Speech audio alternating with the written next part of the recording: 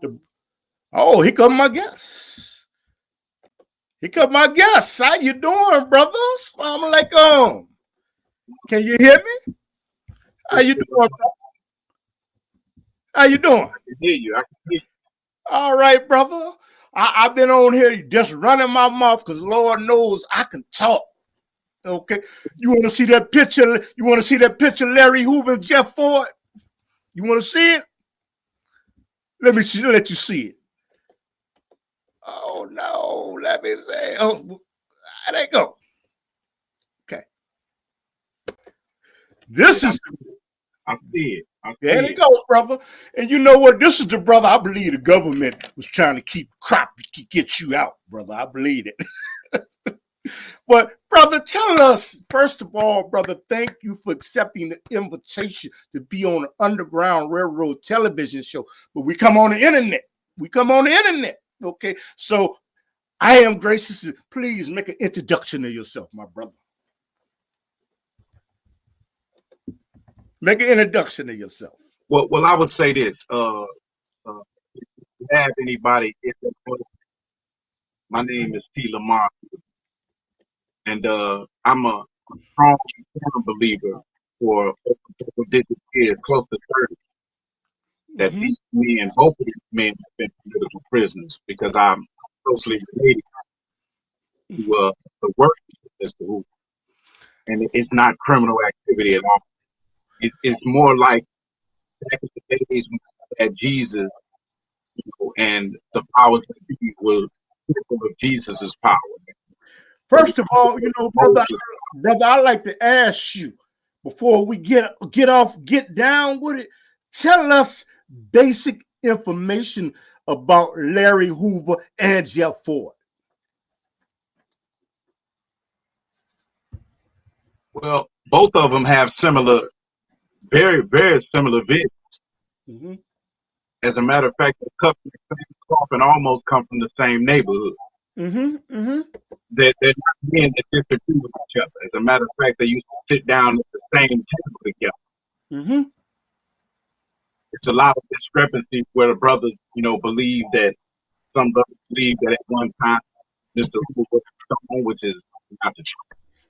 But he was in close relation working with the stone. When you're working with black people, you have to learn how to put aside the divisions of who we are and what we are and just be black people.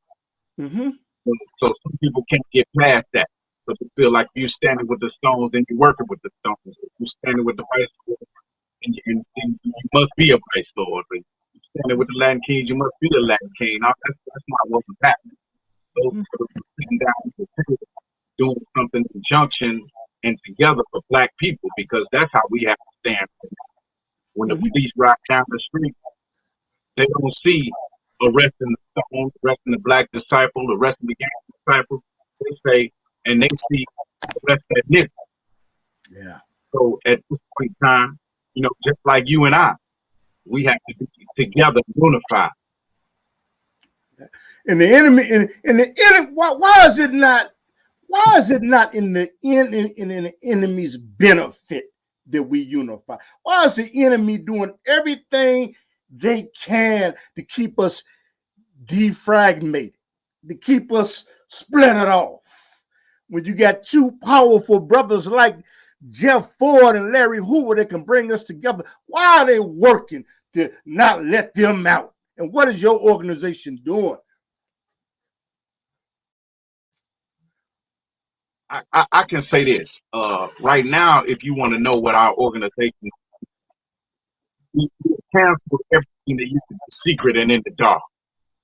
So everything is public venue right now, because whenever you have something secret and in the dark, that means that you have something that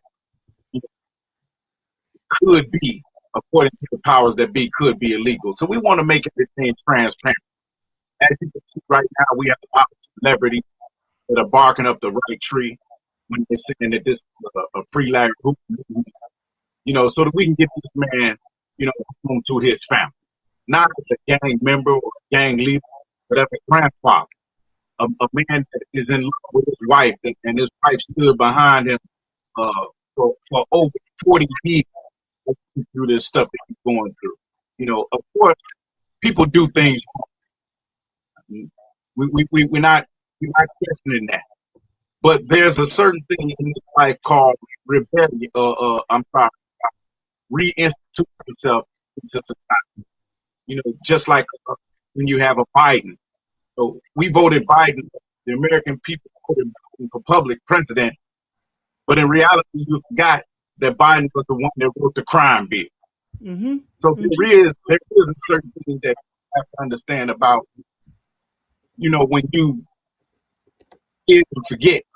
Mm-hmm. When a man's good outweighs his wrongs, or a man is given a chance to do good on top of, you know, rectifying his wrong. And we want that same love and that same honor for Larry Hoover. Yeah. And the thing is, man, it's like, my question to you is, everything that the system has made legal was illegal then. So they made opioids legal, but it used to be illegal. How come? Well, I don't understand. I'm giving you some examples. Things that were illegal, the system has made legal, like marijuana, okay? Alcohol, prohibition of things, and they have turned around and made it into good. So was Larry Hoover them really doing bad? And Jeff Ford. The things that were illegal, they've turned legal. You know, from marijuana to alcohol to opioids. You know, I don't, come on, break it down for me, brother. But it's all about the matter of the day. Like in the days of Al Capone, you had the speakeasies and the alcohol. You know, in the days where Mayor Daley, you know, what was the mayor, and he was a part of the Humbergs. You always have people that are involved, especially in Chicago, when you have a history of gangsterism. You have a history of groups moving together for their individual groups. You got the Polish, you know, moving together for what the Polish want. You got the Latinos moving together for what the Latinos want. But it's always, for some reason, it's always the blacks. When the blacks move something together for what the blacks need and what the blacks want, then the doors close, like Brother Shaka told us a long time ago, and these things become illegal. You understand me? Like racketeering, you know, for instance, you know, you can't jump up and build a business and go into white neighborhoods with a soul food. They won't let you do that. But they'll put up a cleaners in your area. They'll put up a Chinese food place in your area. They'll, you know, the Indians will open up 7-Elevens and different shops in your area. See, there's a problem when blacks begin to organize and to move, because we represent a third of these dollars. You already know we represent $3 billion. You understand me? Coming out of our community. While we sending kids to college, we sending, you know, these guys to buy their BMWs and whatnot, enriching their communities, and then going back overseas, you understand me, and spending their monies that we've given them. So at this time, we have an intelligent man. You got the internet, you know, feeding individuals real information. So at this time, the black man has become intelligent, and we want to be able to do something for ourselves. Yeah, and I want to ask you something. This is about the Latin Kings. Okay, and I don't know if you're privileged to talk about the Latin Kings. I want to say, during the virus, the Latin Kings protected their community. Okay, and I believe if Jeff Ford and Larry Hoover would have been out of jail, they would have protected their community where it wouldn't have been destroyed like the Latin Kings did. Do you agree with that or disagree with that? Well, I agree with you to a certain extent. If you have followed the full commitment, you know, of what happened with the Latin Kings, you know, they did protect their community at first, but you know, it was actually the wrong thing to do, because their leaders stepped up and they said it wasn't a brown power without a black power. And you got to understand that we're always at the bottom of the utensil. So after they get done dealing with us, then they're gonna deal with you. So we was able to sit down at the table, you know, growth and development, some of the brothers from off 63rd, and sit down with the Little Village brothers. That was the Latin Kings in Little Village. They was protecting their community simply because they felt like, you know, the younger brothers would come down and riot and smash their stores, et cetera, et cetera. But, you know, that wasn't the case at all. And one thing that I want to commend the brothers of the Latin Kings and the Little Village community, because besides the downtown area, they have the very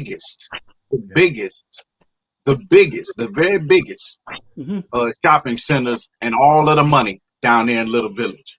And you know, as we talk about Larry Hoover and Jeff Ford, do you believe that they would have gave marching orders that you will not tear down nothing in this African American community?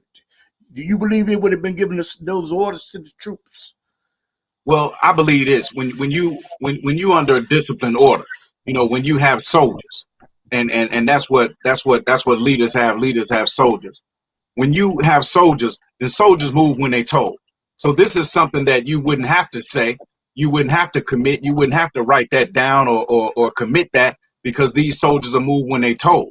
So if you didn't tell them to go down to go and tear nothing down, then they wouldn't do it. And that's where we've lost communication with some of our brothers today. You know, we haven't gone to get our youth. We haven't gone to get, you know, our nephews and our cousins and our sons who are younger than us that listen to us, because we've just decided that we're going to live the way we want to live, you know, and allow these brothers to grow up without having any guidance or direction. And that's one thing that, you know, a Larry Hoover or a Jeff Ford definitely represents, is direction, discipline, and order.